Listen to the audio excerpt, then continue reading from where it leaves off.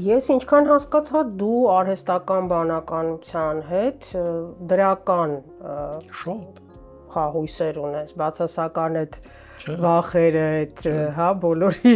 այդ մղձավանջային այդ մտքերը չունես։ չէ, Այդ շատ բացարձակ, ուրախացնում է։ բացարձակ, նույնիսկ կատորյա օգտագործման մեջ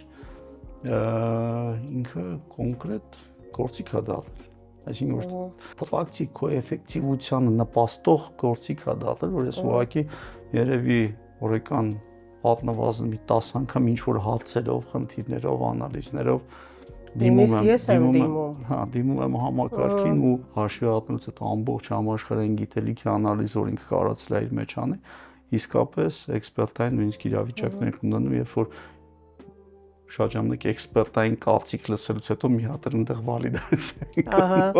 տեսնենք իսկապես դա կամ ալտերնատիվ ինչ մոտեցումներ կան ուղղակի քո այդ կրիտիկական մտածելակերպի զարգացման համար ու շատ էֆեկտիվ է այդ սկսած parse chat-երի, chat GPT-ների, Claude-երի եւ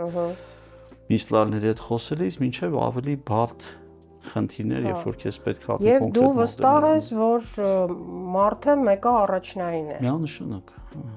Միանշանակ։ խնդրի դրվածք ձևակերպելը, կոնկրետ հասկանալը փոխհարաբերությունները, այդ փոխհարաբերություններում իր արժեքի ձևավորումը,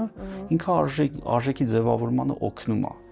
բայց փոխհարաբերություններին մարդկային եւ հասկանալ այդ որտեղ է, ինքը միշտ մատիկ լինելու է։ Պարզապես մարդկային շփում ավելի էֆեկտիվ անալու է, արագություն ավելի էֆեկտիվ անալու է,